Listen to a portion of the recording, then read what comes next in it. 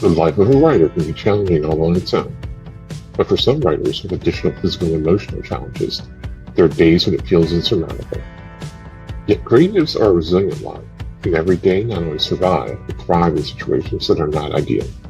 Today's panel will discuss their tools for engaging in all the needful things a creative must endure to be successful. Then, going to now Regalable C.L. Cannon and offer some books you may like if you are a fan of A Dark and Drowning Tide by Allison Saft. As we wrap up our discussion, we will let you know what is up this week in our Go Indie Minute. Finally, SM sends us off a round of favorite literature in homage to his favorite sports game show in Epilogue. Thank you for tuning in, because it is time for another fantastic episode of This Week in Indies with your host, SM Hillman.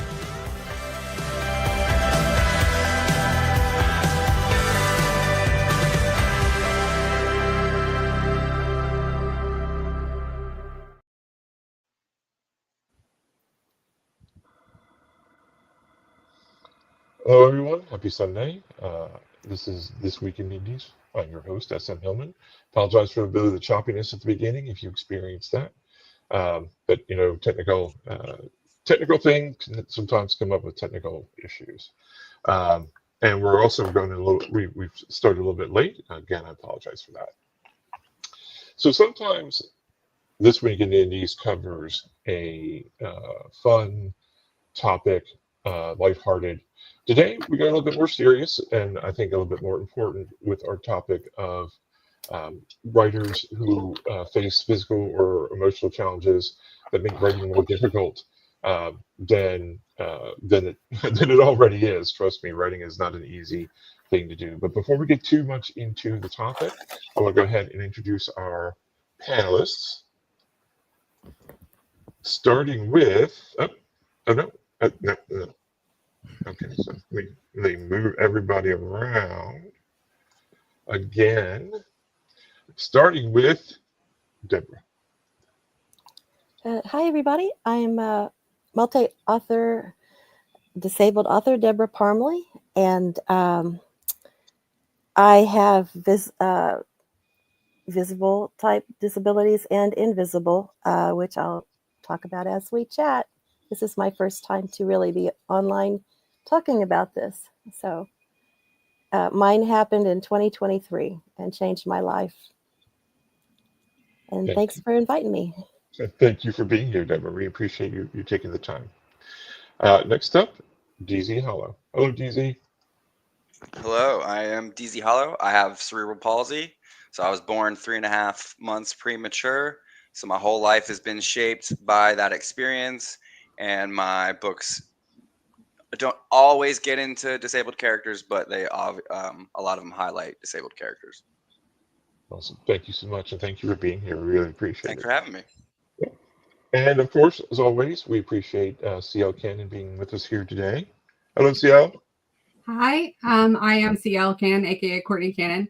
I do a lot of things here on Go Indie now, and I also run Fiction Atlas. I have quite a few, I guess you would call them disabilities. I have ankylosing spondylitis, which is kind of like an arthritis in your back. I've got severe scoliosis and a couple of other chronic conditions. So I've been dealing with those for most of my life, and I'm excited to kind of talk about like how we get over the challenges and how we are still able to write and do all the things that we do. Thank you so much. CL is a little out of position today because that's the StreamYard is unforgiving. So before we get started, we have a few early comments. AF Stewart is here as always. AF, we appreciate you always being here for us. Miss Aliciaful, thank you so much for being. You've been regular now for like 3 months, so thank you so much for being here. We appreciate it. So Deb, we're going to start with you, and if you could talk to the audience just a little bit about your particular struggle, and what I'm interested in is the point where you decided, I think in your case, going to keep writing despite the difficulties that you faced. Yes. So in the summer of 2023, I was actually very healthy and fit. I could get in a pool, swim for 45 minutes down and back without stopping and without being out of breath. So I was in fairly good shape. And then I had several things that happened. I had vertigo that came on suddenly. That was followed by Bell's palsy on the left side of my face. I had to tape my eyes shut because it wouldn't close. The left side drooped, lost hearing out of that side, lost the ability to eat. I couldn't keep food down. It was like being wrapped in an enchilada. Up was down and down was up. 5 days of no food, 3 days of no water. My husband took me 2 hours away to a different hospital because the prior 3 visits, the town we were living in, they did basically nothing. I was admitted into ICU immediately. They did an MRI and they found a blood clot on my brain. So I was having a lot of things. I was in the hospital 18 days. They did testing. They found out that I have APS, which is antiphospholipid syndrome. And in that, your body makes too many red blood cells, which then creates clots. And this can happen to people of any age. It's not well known. So they were studying me. I was in Billings Clinic in Montana. So they were studying me there. There were 5 neurologists on my team. They were consulting with Mayo Clinic. When I was finally able to leave Montana and go to Florida, I had trouble getting a doctor or anyone to look at me. I finally ended up last year coming to UNC to go to Chapel Hill, and I'm now in their program also being studied. So for me, when I looked online to try to find information about this, I couldn't find much. And this year is when I decided to really recently to start talking about it. I also started writing a book about my experience because I'm hoping that that too can help people. So there are a whole long list of things that I have, and I won't go through all those medical names. The main one is that APS, which is what caused it all. I still don't have hearing back in my left ear. I walk with a walker. The vertigo, I go twice a week to neural physical therapy to create new pathways in my brain, new neural pathways. I've been doing that almost a year now. I'm finally progressed from the walker with wheels to 2 walking sticks on a less dizzy day. When I first started with them, I could be sitting in a chair and just fall to the left. No warning, just bam. I could be walking down a hall and fall to the left. So Social Security approved me for disability, which they will do that. It's a long, hard road to get that, but I finally got that. I'm not able to drive. So I thought, well, I'll just write. And that is sometimes okay and sometimes not, because when I come back from physical therapy, your brain is a muscle. And if you work it really hard, when it's tired, it says, I'm done. So I could be asleep for 4 hours after that and lose a whole day because I had one PT appointment. So it has definitely changed my life. And that was there's just too much. I can't put it all in, but that's it in a nutshell without all the details. Gotcha. Thank you. Um, so you were writing before that I was incident, correct? writing, I was working and writing. I was driving a golf cart and showing cabins out in Cody, Wyoming, which is close to Yellowstone. So I was doing that prior to, and like I say, swimming, driving, doing all the things, very healthy, going to national park things and just having the time of my life. We're living our dream. We live in a motorhome full time. And then that happened and bam, everything changed. Just very different. Gotcha. Gotcha. Thank you so much for sharing that. DZ, your situation obviously is a little different. You've been experiencing this your whole life. Tell us folks a little bit about it, and then at what point did you decide to be a writer? Sure. So yeah, I was born 3.5 months premature. I just turned 40 a few weeks ago, so it's been 40 years. My parents were really young. I fit in my dad's palm like that. The picture is I'm tiny. I was under a pound. 3.5 months in the incubator. They kind of handed me over to my parents, and were like, "We don't. He's probably not going to eat. He's probably going to need you to take care of him for the rest of your life." So they didn't really know what they were in for. I was in, a lot of groups for kids that age. Unfortunately, a lot of those kids didn't really make it to 10 years old. A lot of them had much more severe things going on than I had, unfortunately. And so eventually I was walking, I think by like 2.5 to 3 years old, talking and just running my mouth well before that. And so my whole life is shaped by that. I never was in like special ed or anything. I was just the only kid in school that had cerebral palsy. There was always like a girl that was, a year, or she was actually about 5 years younger than me. So we were never in school together. So I was always the only kid that, had it that wasn't in special ed in a wheelchair. So it was tough at times. I definitely got picked on. I was picked on a lot. I was bullied a lot. I had friends that, wanted to be my friend, and I learned to kind of be friends with some of the tougher kids. So I actually became a little bit of a bully myself in elementary school, unfortunately. And so I write about a lot of those type of experiences, and how we are shaped into that. By the time I got to probably later in high school, I was more socially accepted by people. So I felt a little bit better about it. But as I got older, it's really increased. When I turned 30, things got a whole lot worse. And I was actually doing a lot worse then. I was in severe pain, and I've learned that I can't sit for too long. I can't stand for too long. I've got to rotate back and forth between that. But yeah, it's really shaped my life. To even where I have some things like I can't really talk about too much right now, but I got laid off from a at-home career job, had to go back into the working world, and was ridiculed for my disability recently. And that's all I can say about that currently. But yeah, it's definitely something that's not gone away. It's affected my life.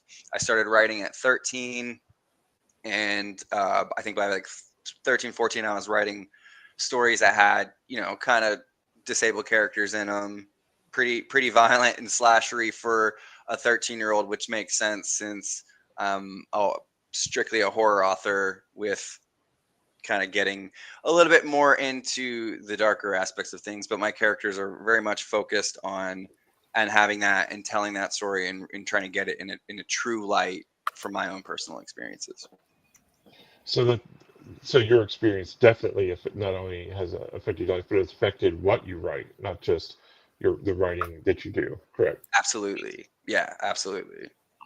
Wow, excellent. Thank you. Thank you for sharing that with us. CL, what about you?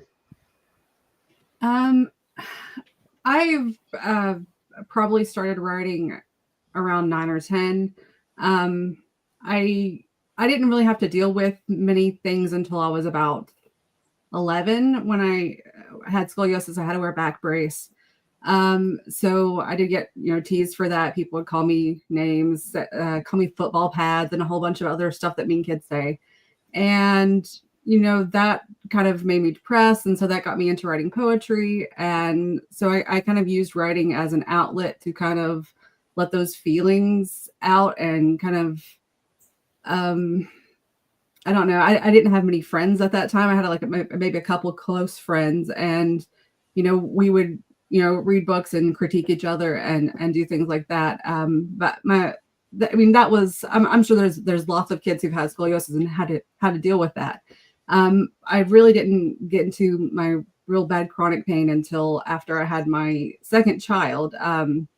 And where I do have that scoliosis, when you're pregnant, your back kind of smushes more. It's more, I don't know, it's more elastic, I guess. And the curvature usually gets worse. I've got like a 54 degree on one side and a 56 on the other. So it's basically a really big S. And in that, when they were trying to give me like pain numbing medication, it didn't work. And they ended up hitting some nerves in my back. And that pretty much led to like horrible pain that doesn't go away. And within that, I wasn't able to go back to work. I was living a pretty full life before that. I was working in a factory, doing things like that. And I couldn't go back to work. So I ended up, I'd always loved writing. So I ended up writing articles and things like that. And then eventually I started editing for people and starting my business fiction atlas and writing my own stories. And around 3 years after that, the doctors finally figured out that I do have ankylosing spondylitis, which is like it's like a really bad arthritis that can kind of make your bones fuse together in your back. It's usually in your joints, but mostly in your back and your neck. And so I get there's a lot of things there that are not quite just, like a pain in your back, that it causes things like brain fog, and it's an autoimmune disorder. So it has a lot of different aspects that it kind of, like, you wouldn't really think about. I have more, I guess, of an invisible illness because people don't look at me and think that I do have anything wrong with me.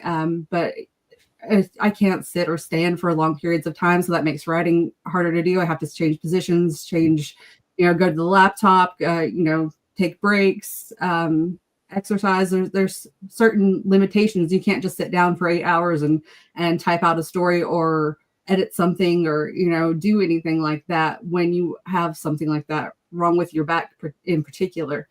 And so I wanted to keep writing because it's something that I love to do. It helps. It's an outlet for me to kind of express all the things that are stuck up in my head, because we all have all these characters up there trying to get out. And I'm rambling now. I don't know what else to say about it, but.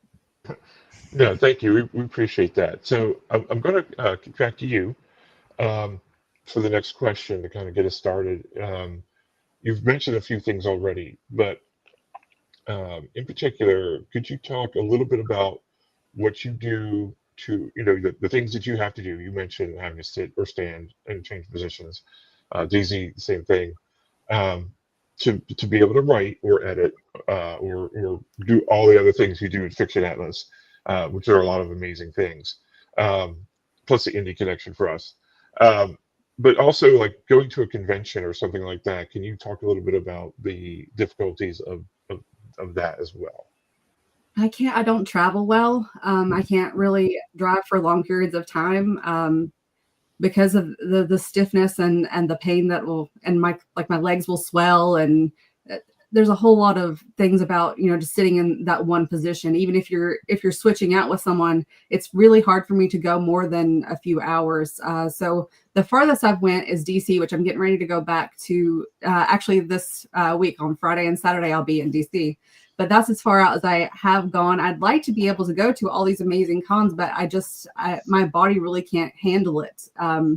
I can, take muscle relaxers or something like that, but then, I can't drive, so my husband would have to drive me.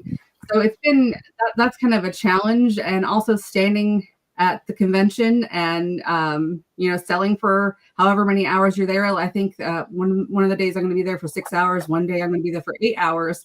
So it's going to be a lot of getting up and getting down and stretching and staying hydrated and, taking pain meds and just kind of trying to get through it. And then a lot of times people with a chronic illness will look like we're really healthy and we're really there and we're really in the zone and there's nothing wrong with us. But then after that, there's like the crash. So like the next week, I'm probably not going to be doing anything but laying in bed on a heating pad and, trying to get through the week. So it's kind of like you're borrowing from your future to be able to do some of that stuff that we would like to do, like going to conventions and doing anything that is going to be on your feet for a significant amount of time, or being in a chair, or things that I think more able-bodied people might take more for granted.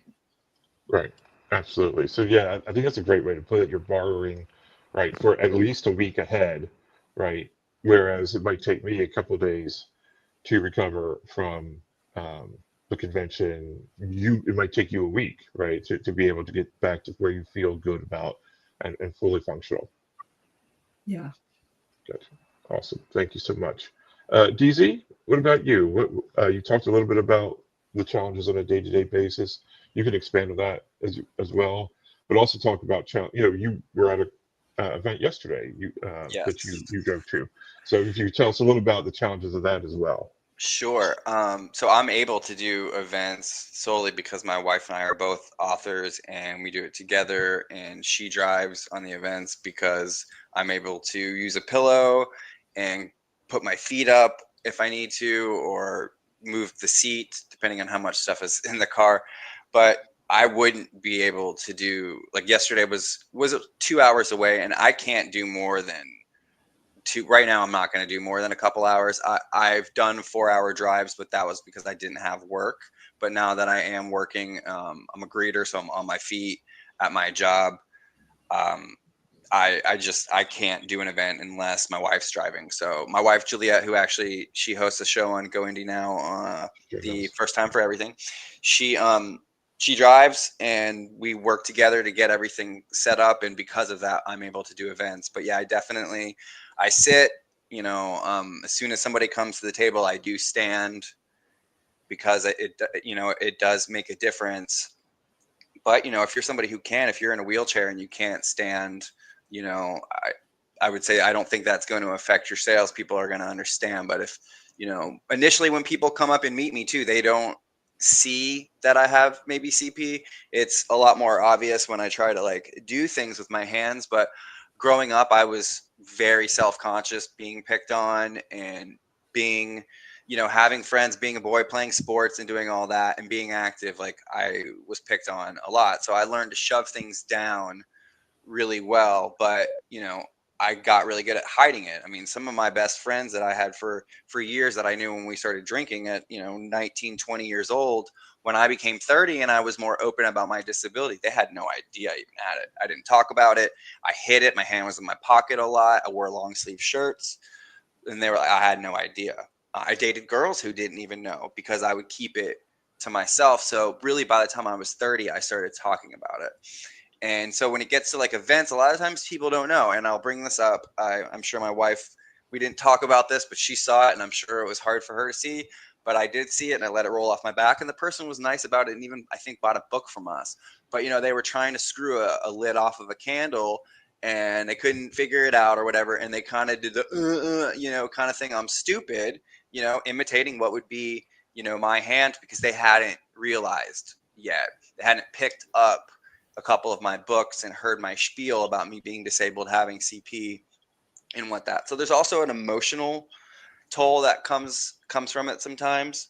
And then adding in the physical toll. I would love to be able to go do events that are a lot further away, but I have to take off work if I'm going to be doing that, because I'm going to need that recovery time, because I got to go to work. Once we're done here, I'll be heading to go stand for 8 hours. So it's a toll on the body, and I have to think about things. I don't do a lot of the active activities I used to do anymore, because I have a job that has me on my feet versus having a job where I worked from home, where I was on a computer where I could sit and stand and raise the desk if I wanted to. And so when it comes to writing, that's what I do. If I need to sit in a recliner and kick my feet up, I do that a lot. If I need to stand at a desk and write, I do that. And if I need to sit at a desk, I can do that. But I will say I spend a lot of time in the recliner with my feet up, because I need to rest constantly from the day job. And that's just kind of the best way to do it. Gotcha. Thank you. We're gonna thank you for bringing up the one incident. We're gonna get back to that just here in just a minute. Deborah, can you tell us a little bit about the daily challenges and the challenges of going to an event for you? Okay. So for me, it changed. So in 2023, when I first came home from the hospital, I wanted to get back to writing, but I, at that time, could not read a line of text, not even on my phone, not even blowing it up on the computer, because the vertigo made all the lines wavy. I couldn't read. So clearly I was having trouble. Even how do you write if you can't even read? I started listening to audiobooks, which I hadn't really done much of, so that I could at least enjoy stories that way. And I developed an appreciation for any kind of computer thing that will read to me, because not all books are in audio. Finally, I was able to do simple lines of text, but that's still not writing paragraphs and pages. And that's all taken time. I also had an inoperable blood clot in the back of my brain. So there were a lot of challenges at first just doing the simplest things because I was, again, falling over, but I had stories in my head. The story thinking never stopped. It's just getting it out and down onto something. So I started dabbling in dictation. Google has dictation and Word has dictation. And I found those helpful. When I got to where I could read again and, could write again, that was fantastic. But then I wanted to go to events, and you cannot get on a plane with your blood clot in your brain. So that was out. Kind of like the others, limited driving because of the vertigo and make me dizzy. I was on medications just to ride in the car to go to the doctor. So from summer of 2023 to February of 2024, I went to my first large reader event. I communicated with them ahead of time, told them that I had the walker and how wide it is, and, will this work? Yes, the hotel's ADA, we're ADA too. So I got there for the signing. No, they didn't have room for me because what they had was tables jammed up next to each other in a big long row, and the aisle behind it, because there was, each side was so small that able-bodied people had to turn sideways to inch through. And I said, how am I going to get to my table? They had my table in the middle of that row. Well, they couldn't move the tables, they said. They didn't know what they could do. I said, well, you need to do something. I've paid for a spot. Now, where's my spot? They ended up putting me on a table outside the room in the hallway because the photographer had canceled. So that was their way of fixing it. So I literally experienced exclusion on my first big author event, and it was overwhelming. I can't even describe how that feels. I mean, it's just horrible. And then the hotel, so they can say the hotel is ADA, and the sign on the restroom door says, accessible. But then the door to open to go into it, not the stall door, but the main door is so darn heavy, able-bodied people are having to take two hands to open it and yank. Well, clearly I couldn't do that. So I couldn't even go to the restroom by myself. I had to have someone help me get in and out of there. So no, the hotel was not ADA. And I've since been to another event that, again, did the tables all jammed up against each other. And I've stopped going to the big events. They literally don't have space for me. And they're not upfront about it. You find that out after you get there. They promise that you can fit, they're ADA, you get there. Nope, not right. So I'm going to smaller events these days, and I'm wanting to see the layout of the place so I can see exactly how much room there is before I even put a deposit down. And if they can't show me that, I can't go. It's had me doing things online, but when you do that, you miss that face-to-face time with readers. But then there's the whole thing. You'll hear us talk about, you'll hear people say, I ran out of spoons. I don't have enough spoons for that. So the spoon thing is, a spoon represents how much energy you have in a day to do one thing. And everyone, able or disabled, has a certain amount of spoons that they can do. Well, we run out of spoons quicker than most people. And so, like when I go to PT and I've done something that's really challenged my brain and it says, okay, going to sleep now, and I have maybe 15 minutes before I'm just out.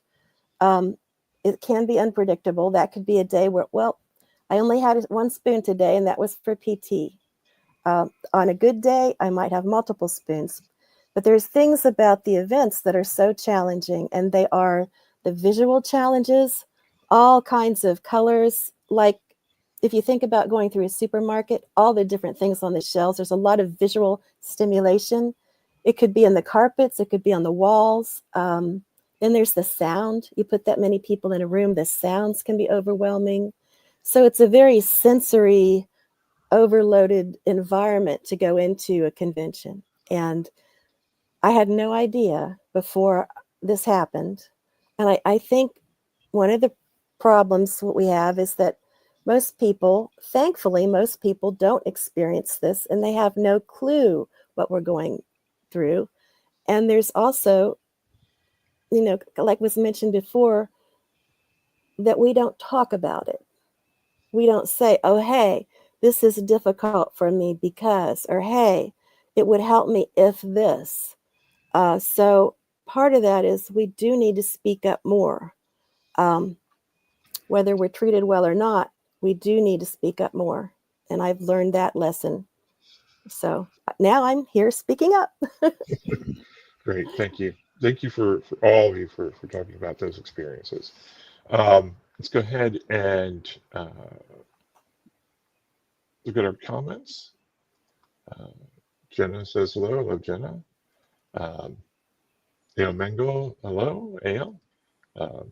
And Ale's talking a little bit about their challenges. That's a big word, but thank you for expressing that for us. And Ale continues to talk a little bit more about his challenges. Jenna's like, well, yeah, no, it's a lot, and there's no cure. That's always something you don't really want to hear, of course. I have Jenna talking about her challenges and doing her art. She asked the question if others find artistic expression to be healing. What do our panelists think? Do you find artistic expression to be healing? Yeah, absolutely. I mean, a big thing for me was my parents had a hard time accepting me having a disability. They didn't want to do the work. They didn't want to have a kid that was different. I heard a lot about, oh, this is how hard it was for them. So it really was tough for me. And then my parents were abusive, and my dad would be abusive and hold my left hand, which is my good hand. So I couldn't even defend myself. So as I've gotten older, that's really become something that's eaten away at me, especially because I don't have a relationship with my parents for obvious reasons. Yeah. So that's really been brought into my books. My debut as DZ Hollow was a collection that had a story in that about a child in a wheelchair who's, I went by old cabin, and I thought about a kid who, what's happening to a kid who's worse off than I am. I was able to at least defend myself to some regard. I half my body doesn't work very well, but the other half does. So I started thinking, what about a kid who's mute? What about a kid who's in a wheelchair who's dealing with parents like this? So for me, it's really helped to get into stories, and then even writing what's happened to me, being beat up as a kid and getting picked on, and writing those things. And I do write very extreme horror. And I've had this conversation with a lot of people, and what I have found is, like, my readers are, a lot of them are disabled, and a lot of them are even worse off than I am, and they've been through even worse stuff than I have. And we have that conversation that it's therapy for them to read that stuff, or for me to write that things. I don't write things that are pretty. I do when I'm describing certain pretty things sometimes, but it does get very dark because I've been down that road, and it helps me get that out. And then by making those connections with other people and seeing people who have been through it, or have been through worse, it's therapeutic for sure. Deborah or CL? I almost called you CJ again. I don't know why. I think I find writing to be very therapeutic and helpful, but also visual art and music. I don't make music. I can't sing very well, but I enjoy music, and music seems to be healing in a way. And I feel like that's probably the biggest thing that makes me feel better, I guess, is music, and then writing to get the feelings out. Gotcha. Deborah? Well, writing, so it's been a little different because I had stories that were not finished. So coming back to those stories, I've now changed. My world's changed. I have changed. in a very large way. So I'm not the same writer I was before. It's not that I can't finish those stories. It's just that my worldview is now different. So that's felt a little odd with the ones that I hadn't finished. With the one I'm writing about that's memoir, nonfiction, that's cathartic. And I'm finally able to do that. I'm about 3 chapters in, but this initially started just a couple years ago. So I've had a lot to process, and I've had a lot of therapy to get me to this point. For what I find most interesting is recently I added dance. Now, I can't turn. If I turn, my head will go crazy with the dizziness and I'll maybe fall over, but I can still dance, like facing forward or facing to the side. Moving your body, there's something about that to music, the whole mind-body connection. I feel like I'm getting a part of myself back when I do that.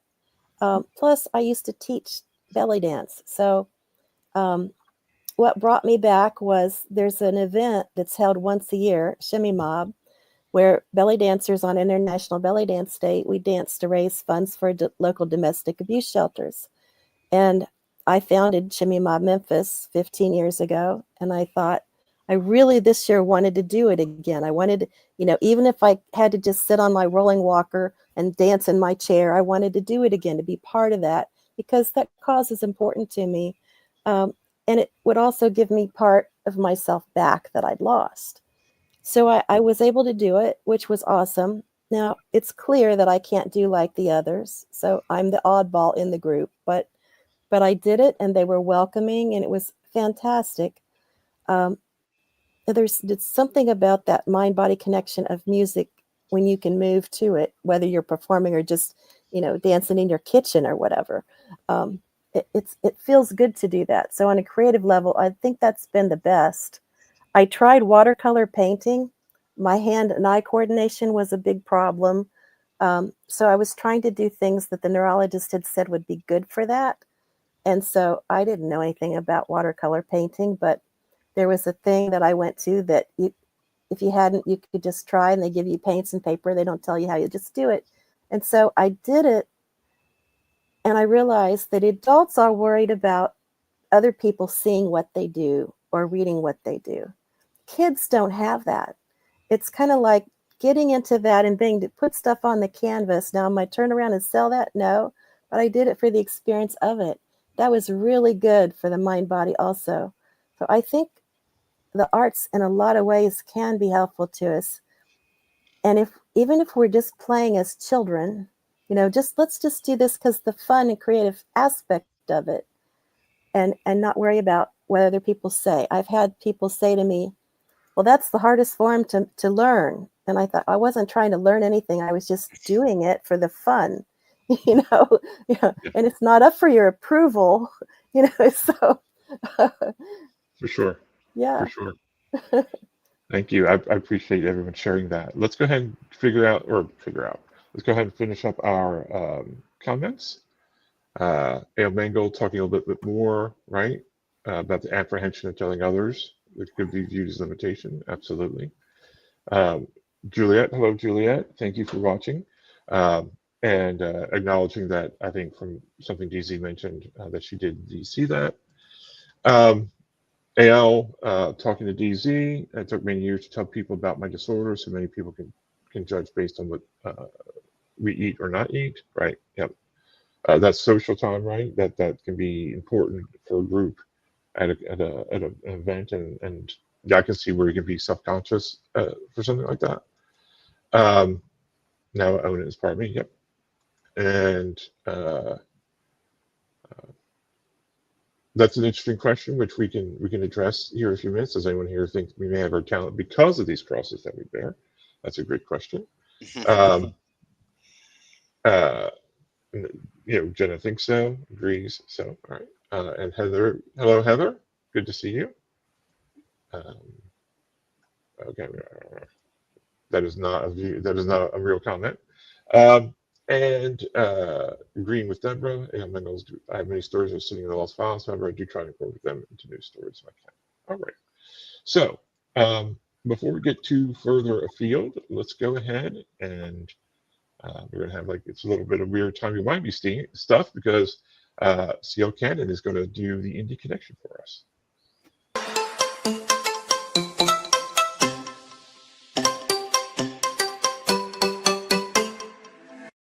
Hey guys, CL Cannon here from Fiction Atlas Press, bringing you another Indie Connection. And today I'd like to tell you about some indie books that you might enjoy if you're a fan of A Dark and Drowning Tide by Allison Saft. The first book I have for you is called A Game of Hearts and Heists by Ruby Rowe. Two enemies, one goal. Steal each other's hearts. Scarlet Grey, disgraced assassin, is determined to get revenge.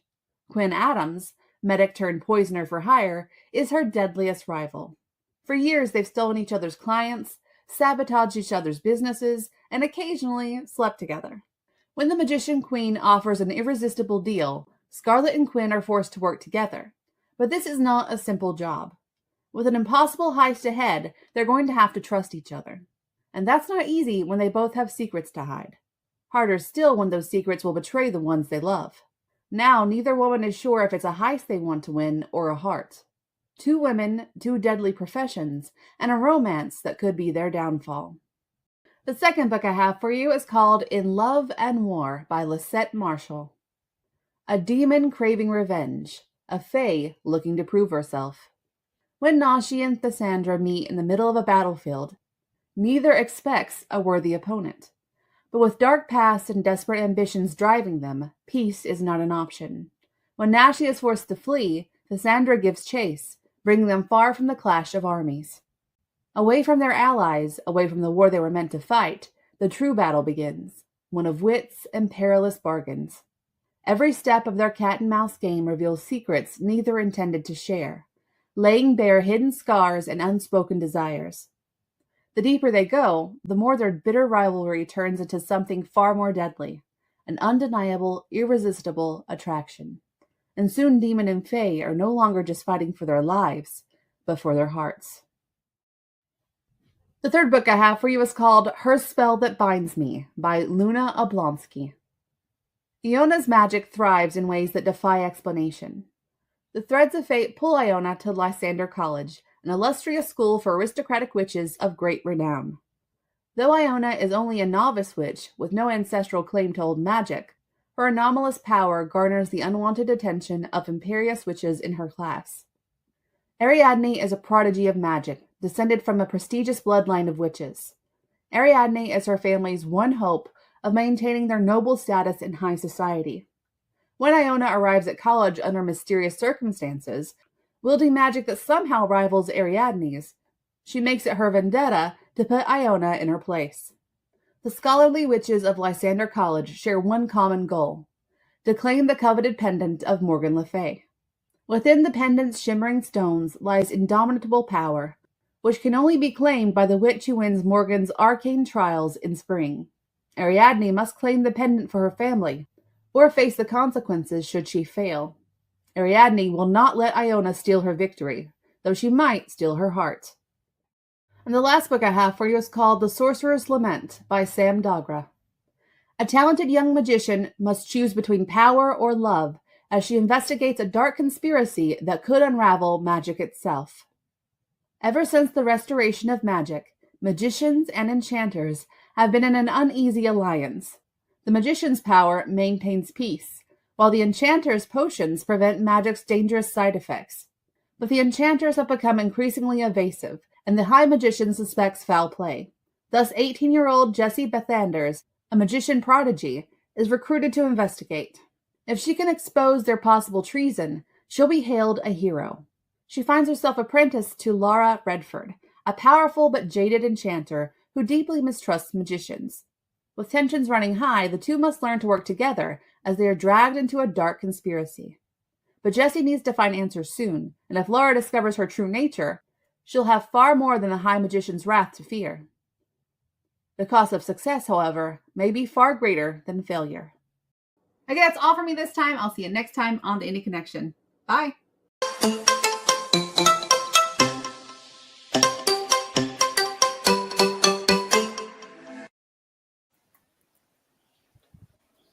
Thank you, CL, for doing double duty for us today. That was a great selection of books.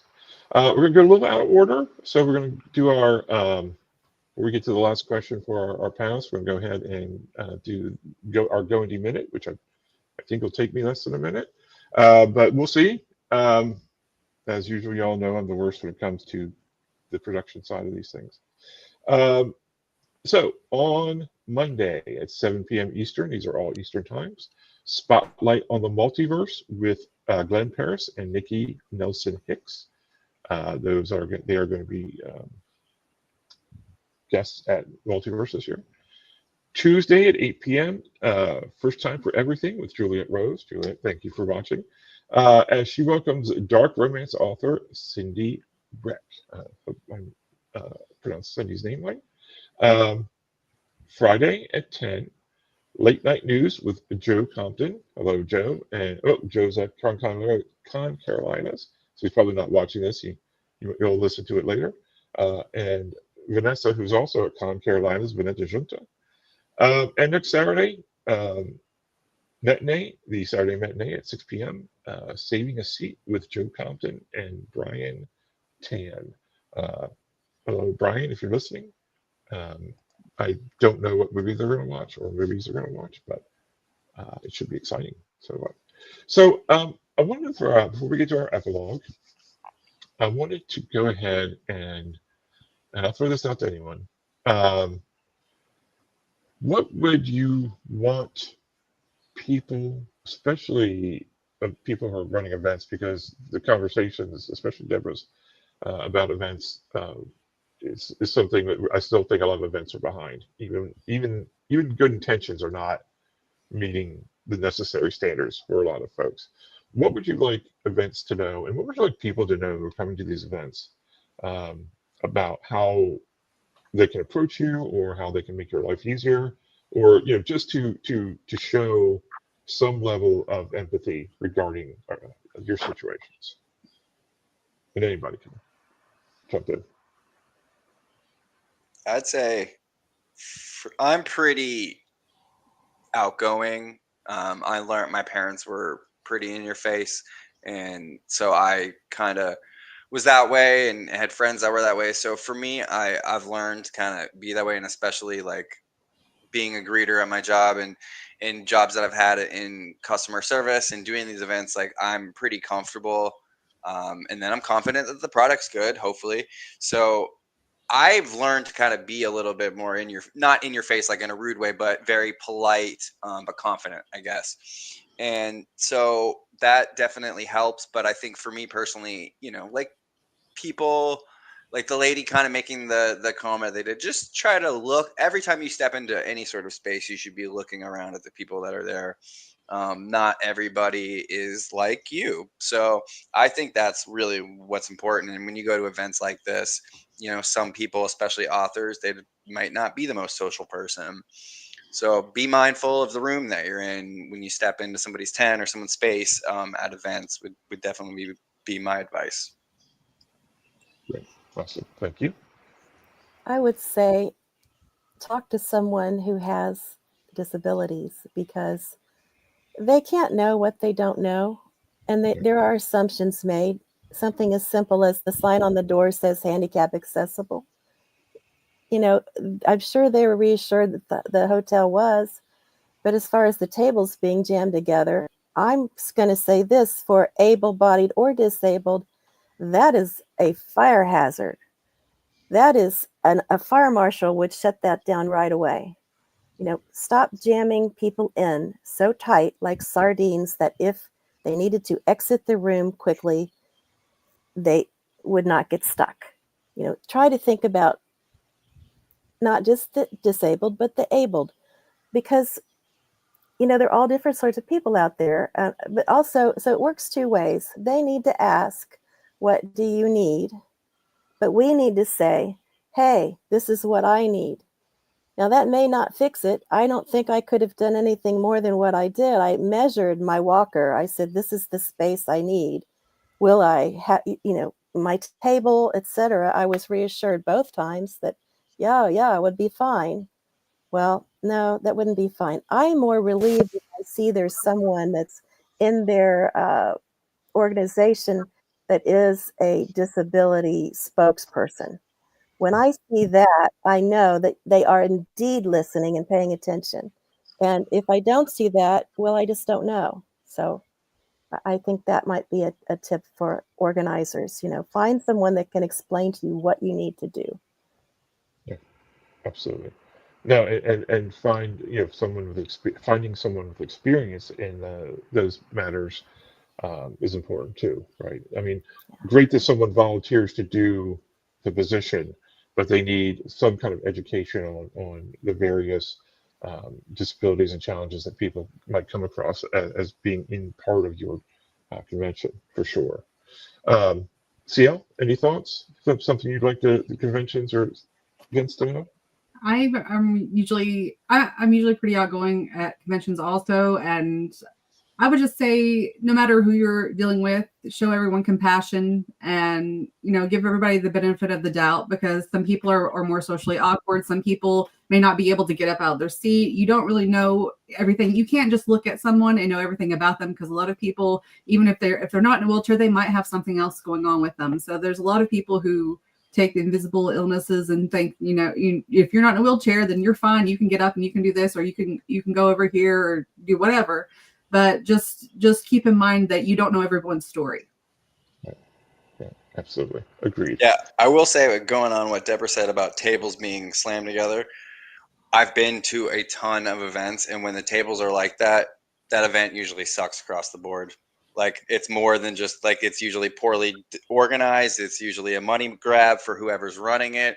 The vendors are usually an afterthought, and I find that those events I don't do well in. And yeah, so I actually don't do a lot of cons. I found a con is kind of a way to make a connections more than anything, but you're paying a lot of money to be a little fish in a big pond. I find that my wife and I do better at, like, just kind of like Deborah and I were saying before we started, at events where you are the only author, like local events. I don't think a lot of people get this, and I've seen in the writing community, your neighbors, your community, they want to read your book. People are excited when they meet somebody that lives down the road and wrote a book, and they want to read it. You don't have to go super, super far, and it doesn't have to be the big event. I really like, ones that are kind of just anything. Obviously I love horror events. Those are my favorite ones that are, that's what I write. It fits in, but those aren't always the best events. This weekend, what we did yesterday was one of the best events I've done. And it was just a downtown event in a town. It was a honey festival based around bees and honey, and had vendors of all kinds. And yeah, they made sure they had volunteers, so that's big, and volunteers that are there to actually help and not hang out, because you do see that sometimes volunteers, it's a hangout thing, for them. So Yeah, agreed. No, 100%. 100% agree with that. All right. So let's get our last few comments here. Heather is happy to be here. Great. We're happy to have you here. And is agreeing with Anita. That's fantastic. Or saying hi to, I'm sorry, saying hi to Anita. Yeah. Deborah, breaking the fourth wall for us because JD is not here. Thank you so much for that, Deborah. Welcoming everyone and talking APS. Too many red blood cells, it can happen at any age, and there is no cure. Right? Exactly. AL views events as a show, and we're on stage. That's a good way to do it. Heather is also a disabled author. Thank you for being here. Then it can still be hard to say that out loud, but not as much as it used to be. Right? I mentioned that the more you say it, I don't easier, but that maybe it's the easier is probably not the right word, but the ability to say it probably builds up over time. And Heather complimenting Courtney. All right, so now it's time for our epilogue, and I beg everyone's indulgence. A couple Fridays ago, actually, a show called Around the Horn went off the air after 23 years. If you like sports, if you're a sports guy like me, Around the Horn was a really great show. and is something that it's a daily touchstone. 23 years for any show is pretty good. So we're going to do a little homage today, but today we're going to do it for literary reasons. So let's do this. Okay, so I'm going to ask our panelists a question, and they are going to comment on it. And we'll start with Deborah and go to Courtney, and then the second question will go Courtney back to Deborah. So, have an opinion. Your first question is, what is your favorite book? Deborah, go. Well, I've changed mine. It used to be Stardust by Neil Gaiman, but I'm not real happy with him these days. So now I've decided it's Out of Africa, which was also made into a movie. I saw the movie first and then read the book, and both are very good. Awesome. Excellent. Thank you. DZ? Off Season by Jack Ketchum. Brutal book. Definitely changed the way I view writing, in that you could write something very brutal but incredibly literary, and have those elements of just being a breathtaking book while still being tough to swallow. Excellent. Thank you. Courtney? Mine changes from time to time, but right now I'm going to say Six of Crows by Lee Bardugo. What about that did you like? It's a heist, and I like heists. And there's a disabled character, and actually a couple of disabled characters, and so it's just a really rich story. Lots of good storytelling and lots of twists and turns. So Awesome. Excellent. All right. Second question. Courtney, we'll start with you. What is your least favorite book to movie adaptation? Go. probably the Mortal Instruments series. Terrible. They didn't even make a second movie. It was so terrible. All right. DZ? Well, I haven't seen the movie for Off Season because it is my favorite book and it was made a while ago. So I can't say if I liked the remake of that. But the very first book I ever really loved that was like a not a kid's book when I was really young was Michael Crichton's Sphere. And I rewatched the movie recently and I felt like it just didn't hit the mark for me. So that was one that book was just a big deal for me as a kid because that was actually the first book that made me want to write. Like my first story was this like the submarine kind of thing, and I rewatched that movie recently and it did not hit the mark for me. So it doesn't hold up, that's for sure. Deborah, you go. Well, it's some of the older versions of Lord of the Rings series. They didn't have the technology to make it look right. And I feel that way about a lot of old shows. You know, they just didn't have the tech they have now. So, that would have to be it. Yeah, but I love the Rankin and Bass Hobbit, though. I have to admit it. I love the Rankin and Bass animated Hobbit for sure. All right. So when we take us out, DZ, you're going to take us out here in just a second. But first, let's get our last comment from Heather. Excellent. So, Necronomicon Tampa is pretty aware of this sort of thing. Accessibility is always considered in placement of tables and such. I've been to a couple of conventions this year that I thought did a really excellent job with that. RetCon in North Carolina. Shout out to those folks. I thought they did a great job. Okay. Courtney, we'll start with you. Tell folks where they can find you on the web, please. You can find me at my website, clcanon.net or fictionatlas.com. I am going to be, if you want to see me in person, I'm going to be in Washington, D.C. on the 6th and the 7th at Imaginarium, which is also a really inclusive con. It's in Washington, D.C. every year. This is its 5th year. It is amazing. The organizers are really, they're really thoughtful, I guess is the best way to say it. So, Deborah, I think you should check them out if you think you could get up to D.C. because that's probably the best con I've ever been to as far as how they treat their authors and how they treat the readers. So, excellent. Thank you so much for being here and being here and being willing to share your story with folks. DZ? You can find me on Facebook. Just you can search my name, DZ Hollow, and same thing for Instagram. And I did just set up TikTok because people have been asking me to, and it was overwhelming for me, but it is up and going, and I am starting to add videos. I also have, if anybody wants to check out a new, I've been a musician for over 20 years too, so I have a audio series I just put out this week called Lake Ravine. It is on Spotify. You can check it out. Narration, writing, music all by me. It's not brutal. It's not splatterpunk extreme horror. It's more just kind of old school horror. So, and I will be at Summerween in Calhoun, Georgia. If anybody is a Georgia person at the end of the month, and yeah, you can follow me online for any of the other events I got coming up. Fantastic. Thanks again for being here with us today. I appreciate it. Deborah? Okay. Y'all can find me at my website, which is below in the links. And I also started a Discord last year because one of the other challenges I faced when I came back to the world was that my Facebook was shut down for 4 months. Couldn't get it back. And I had my reader group on there. And so I said, oh, no, this is not, I'm not doing this again, because they could do it again, So Discord, I run the server, so my people aren't going to be disconnected from me. And then I'm on Instagram once in a blue moon. Discord's off and on, though, because, again, I have to go to this neural PT twice a week. And then if there's other doctor's appointments. So my catching me online just depends on my schedule for the week.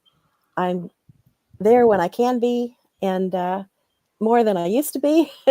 Hopefully that'll get better.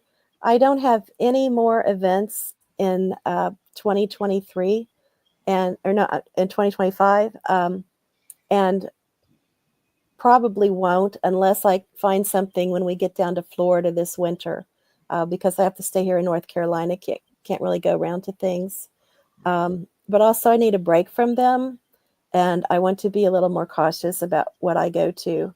It's a big investment to go to the conventions. Money and time. And so one thing that, writing is difficult. Writing when disabled is even more difficult because you don't have as many spoons. And so, you got to prioritize. I think of it like triage. What I must do for my health, those are the first spoons. And then the second comes the spoon for writing, because that's important. And the third spoons, those are going to be the events and stuff, because and I may or may not be able to do them. I've met a lot of authors who are disabled. I'm meeting them online. I'm slowly finding them. And I do want to say that I think the changes in bookstores and events being a little more focused on, representation from people, which is great for, all the different categories. But I found that I go to a bookstore once in a while and they say, oh, yeah, we're LGBTQ. I get tongue-tied sometimes, but you know what I'm saying. I go in there and I go, hey, this is great. And I say, do you have a section for disabled authors? Or do you have like a list of books by? And they look like deer in the headlights. It's like, I think, has no one ever asked them this question? Possibly not. So I think we need to start asking that question when we go places. Hey, are we represented there? Those are the people that want to represent us, but maybe they just don't know that they aren't because no one has asked them that question. So I'd like to throw that out there before we're done. There's a lot of crossover with those groups as well, Yeah, right? yeah, So, yeah. all right. Thank you, everyone. Thank my 3 panelists for being here. You've been great. It's been my honor to host you today. Thank you, folks who chimed in on the comments, either today or in the future commenters. I appreciate you too. Reality, thanks to the 23 years of Around the Horn, we are in a 167-hour break. There we go. DZ, what time is it? Anytime's a good time to go indie now.